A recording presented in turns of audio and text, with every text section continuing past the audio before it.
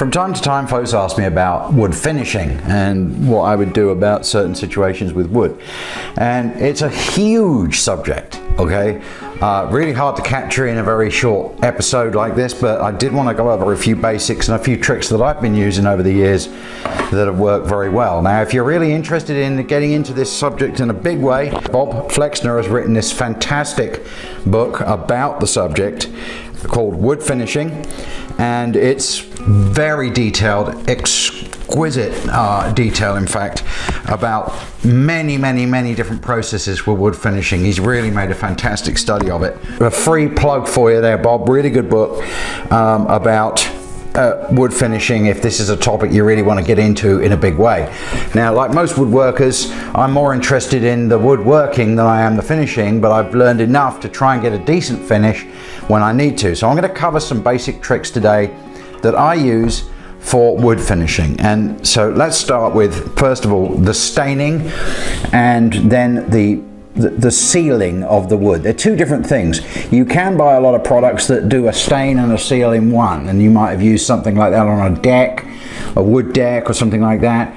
But when it comes to smaller items and furniture items, I don't like to use those products. They're good for outdoor stuff, for covering large areas, but for smaller things, I like to use two separate processes. If I need to stain the wood, then I will do that and then put a finish on after. And that's a trick I learned from my grandfather. He could never get a good result with a product that did the two things. And honestly, I haven't found a product yet that I think really does both well. They don't seem to, those two technologies don't seem to blend very well. So I always, particularly for small items, I will typically do the two things separately. And you can see here, what I've got is, this is kind of a little process I go through. When I stain some pieces of wood, I'll always do tests. When you're making a piece of furniture, you really, unless you've used that stain a lot in the past on that particular wood, you really don't know how it's going to come out. So it's a good idea to stain on a similar piece of wood. So for example, here's some stains on, we've got white pine here, we've got, just Douglas fir, we've got radiata pine in a couple of instances, we've got some oak there, some red oak, and then I write on it what it was. So I'll write, that's provincial wood stain on red oak, for example, that you're seeing right there. So it gives me an idea of what that would look like, and I've used that since on other things. So you just write on it what it is and try and get an idea that way. Now, some things don't need staining. Some woods just, it would almost be, sacrilege to stain them. And I'm going to show you what this is. One that I particularly love. This is Spanish cedar. And I mean, it looks nice. It looks almost like sapele in its color right now, and it does darken. The light will darken this if it's outside in the sun. I made some Adirondack chairs recently out of this stuff, and it's already started to darken that wood. So let's talk about finishes now that I might do on a piece of wood without even needing to stain it, and that's something like I can use a tongue oil finish on this. I'm going to do that in just a moment to show you, because it looks amazing. And I also use, this is another one I use. I've used this on walnut, and I'll show you this as well, because it darkens the walnut really nicely. This antique oil finish. I like the oils. They soak in nicely, particularly if I don't intend staining them. So for darker woods like walnut, I generally don't want to stain them. They don't need it, frankly. Many woods don't, but some do. Okay, so let's talk about application methods now. My preferred application, where possible, is to always rub these chemicals on with a cloth, and that goes for the stain and the finishes as well, particularly oil finishes. You can use a brush, of course, a regular brush. Another one I use when I need to get into, these are really good. I always buy a few of these because they're inexpensive, very disposable, and they usually make a good job for the stain. I might not use them so much for finishing, but for stain I would. And another thing I will use are these wipe-on polys if I'm going to use a polyurethane. If I want a tough finish on it, I will use a polyurethane, and these wipe-ons are very good.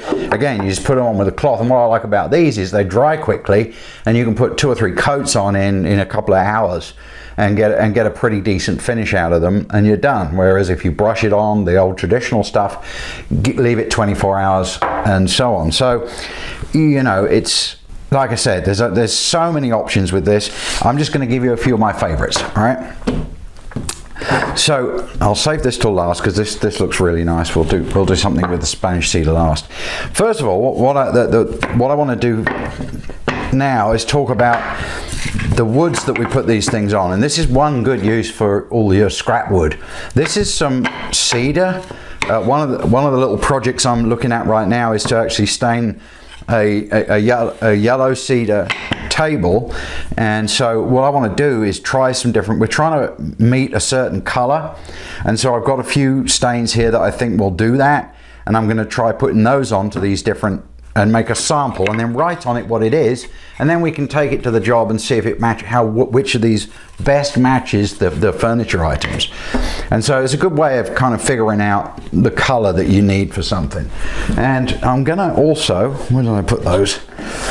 Something I like to do is not get covered in this stuff, so I like to use these little gloves here. You can get these at your local Home Depot or whatever, your local hardware store. I buy them by the box full. These are extra large. I have very sausage-like fingers, so always have. So that will prevent my skin soaking in some of these chemicals. Now, one of the colors that looked about right to me just from the photographs we were looking at was this red mahogany, and it's got a nice deep brown color to it, but that's been put on yellow pine or white deal. I'm not quite sure exactly what that is, just regular stuff from your local big box. And I want to see what that's going to look like on cedar, because they do stain differently. The wood you're putting it on will make a big difference to the color of the stain. So that one was called red mahogany, which we've got here somewhere. That's that one there. So I'm going to give that a little shake. You can shake stains, but it's not a good idea to shake finishes, because then you get bubbles in, particularly. Where's that screwdriver gone? Yeah, as usual, I've misplaced my can opener, but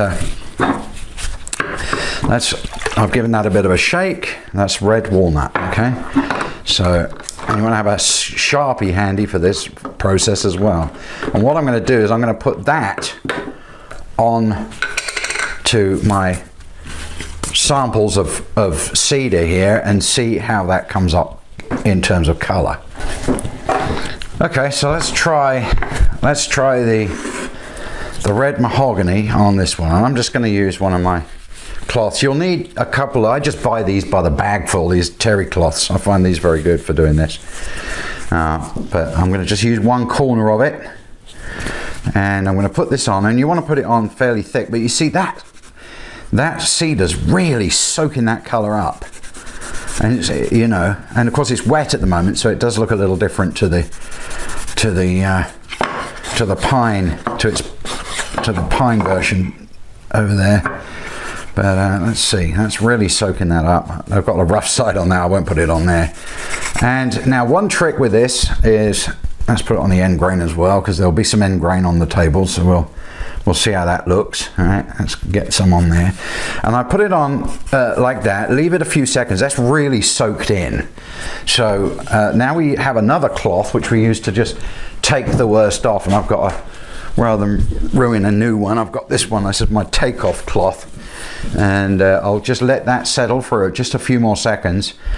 And then I'm going to take the spare off, because there is some sitting on the surface, and this will even it out. This is really important. I've made the mistake in the past, and this is one of the lessons I learned myself, of leaving a thick coat of stain on there and then trying to get it off later, and it gets very patchy. You get dark spots where there was a blob. You really don't want to do that. Okay, so I'm gonna take this cloth and take off the excess, and you'll see that lighten up. You can see that lightened up a bit. I'm not sure if it's clear on the camera, but we just take the spare off there, all right, like that, and it gives it a more even look.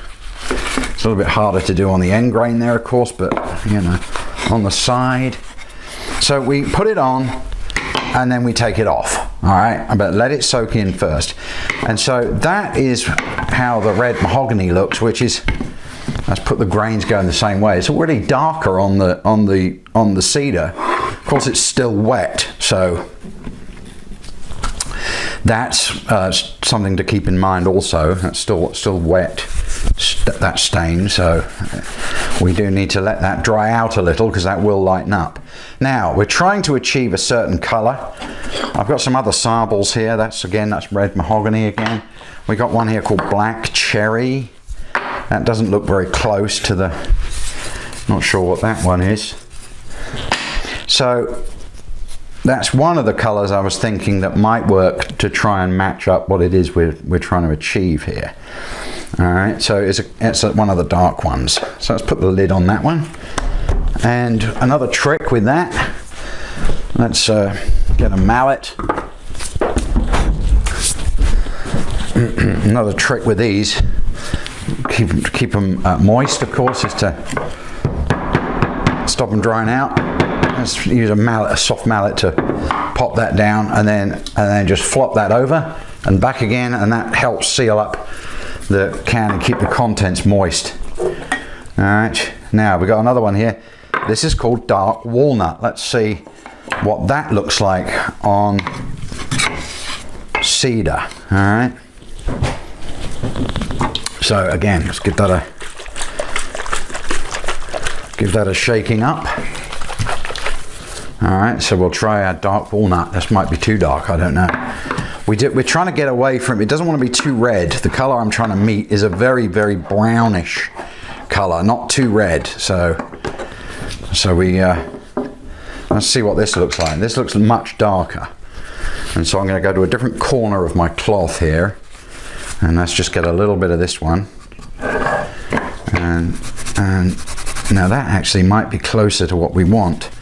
It's got less red in it. And oh yeah, that looks much closer to the color I'm trying to achieve with these. So I think that might be it. That might be the one. Let's get plenty on there. All right, let that soak in for a moment. Let's get it in the end grain as well. Okay, like that. Okay. It's a little bit rough, but you know, you get the idea, right?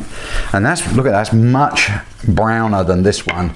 If we look at those, let's try and keep the light from shining on them. It's hard in here with these lights I have for filming, but yeah, it's hard to tell. But this one is much redder. This one is a lot browner. So let that soak in for a moment, and then let's even that out, rub that to get it smooth.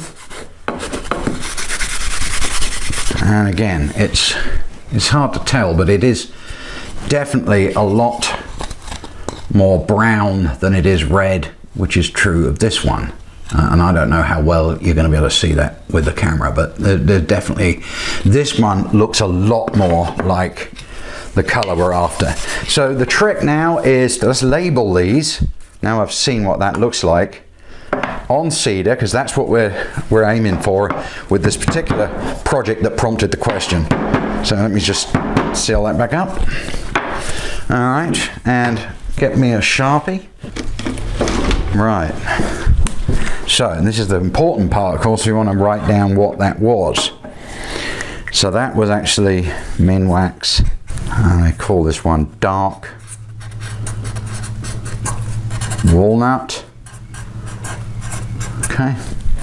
And some of these have a number. Yeah, 2716. Sort of a unique identifier. So it's good to put that on there, and we're on cedar. Okay. I think that's yellow cedar. Okay, all right. That looks pretty close to what we were trying to achieve. So, but let's not make assumptions. Let's also mark up this one, which was the red mahogany.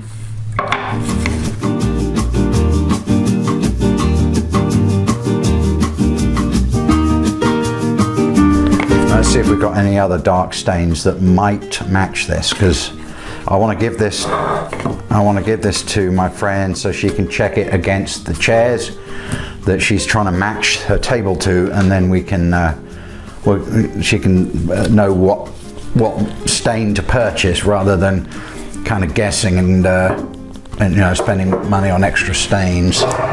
Now we've got one here called rosewood. That might be too red, but we'll take a look anyway. Ipswich pine, that's probably too light.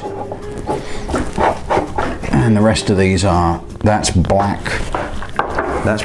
cherry. That's another dark one, which has got a more sort of purple hue to it. But I'm going to try that as well on the cedar.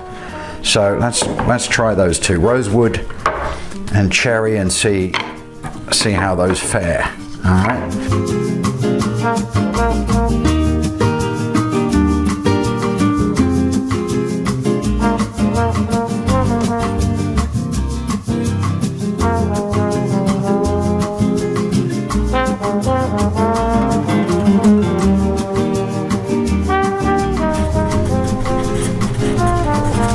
Pretty sure that's what that wood is. Right, so there we go. 4 samples there of some of the stains that I've got. I'm going to guess that that one is closest. The next one that it might be is the red mahogany. Black cherries. Again, I think these are too red. It looked more like that color to me, but we'll try those. And the other thing you've got to think about with these is, what does it look like when I put a finish on it? Because we got to let those dry, and that's really important. Give them 24 hours to dry before you try and put any kind of finish on it. Wipe on poly or whatever it might be, because it will prevent if you trap the wet stain under a moisture seal, it stays sticky for ages. It really almost never seems to dry. You know, it adds days, if not weeks, to the process, right? Now these have been dry for a long time, so I'm quite confident that if I decide to, you know, put some finish on this, it will work nicely. So if I want to know what red mahogany is going to look like with a particular finish on it, I can put that on one of these sample pieces. Now, like I said, our options might be an oil. We've got tung oil, we've got an antique finish there. That one has some color to it, so that would actually put some color into the wood. This one's pretty clear. There's another one that I've used a lot of in the past, and that's a shellac. And you can see that's orange amber shellac. That darkens things that you put on it because it carries with it a color. You can buy clear shellac as well. Again, I prefer these for indoor. The table is going to be outside that we're staining for today. It's going to be outside. So I might want to go for an oil finish again, because that is something that, you know, because it's going to be under attack all the time. With oil finishes, you can go and put them back on every now and again. Obviously you can with polyurethanes as well, but because it soaks in rather than creates a shell around the wood, it sort of more soaks into it. I prefer the oils, especially when you want to come back to it. So let's try and see what this looks like with something like tung oil, which is becoming a favorite of mine, frankly. Let's use a little bit of this clean corner here to put some tung oil on. I just used this on a bench I made, and it looked really nice. And again, it doesn't necessarily dry that fast. You really need to have to leave it about 10 minutes. This can be a bit shiny though. I don't know if you can see that. It's actually going to be quite shiny. And so it's quite a glossy finish, that. All right. And you can polish it with a cloth. But if you want a more matte finish, you might want to go with something like Thompson's, which just sort of soaks in and doesn't really put much of a shine on things. That's a good option. Thompson's Clear Water Seal, which is probably what I would recommend for putting on these cedar outdoor pieces. All right. While we've got the tung oil out, I just want to show you something that's really amazing. Let me clear the decks a little here. This is really quite gorgeous when you do this. This is a piece of Spanish cedar, all right, and I'm gonna put some tongue oil on it, and it's gonna change the color and the sheen and the depth. It really gives it a huge boost in beauty, just by putting a little tongue oil on there with no stain, and you'd just be amazed at how this comes out. Be careful handling it. But let's put some tongue oil on this cedar, and it just comes up beautifully.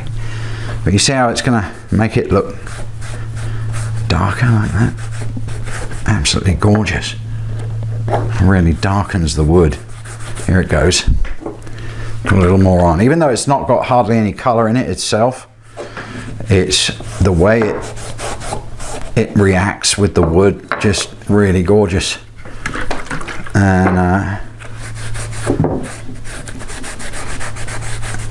And of course gives it a wet look as well. So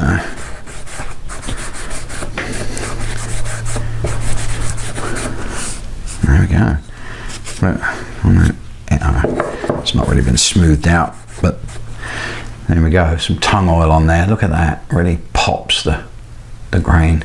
Oh, got myself a stainy fingerprint on there now. But there you go. Look at that. Really lovely. All right. So that's some thoughts about finishing. So in summary, basically, use samples to find your color. Don't let the stain sit on there. Put it on, give it a few moments to soak in, and then use a take-off cloth to cut that back and try and take off any of the excess. That will stop it looking patchy. That's a thing from experience. Give it 24 hours at least before you put any kind of finish on it, regardless of what it is, and then when you do, choose that based on what kind of finish you want. If you want it kind of shiny, I mean, this is actually somewhat gone a little bit matte since it's soaked in. So one coat of tongue oil has had that effect. But you could use something like one of these flat or satin polyurethanes if you want. I found these wipe-ons to be very good. I'll show you what that looks like. Let's put up some wipe on. Now this one's got a little bit of color to it, so it's going to darken this slightly. It says it's clear, but it's making my cloth yellow, so I know there's a little bit of something in there. So, and that's actually, that's not coming up as shiny, but it's still protecting the wood. And it's not having as profound an impact on the color either. It really is not.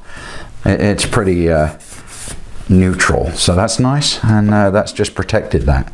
So there you go, folks. A few ideas and thoughts about finishing for you to think about. Hope you found that helpful, and I hope to see you in another episode of the Smoogleville Workshop very soon. Until then, take care. Be safe, everyone. Bye-bye.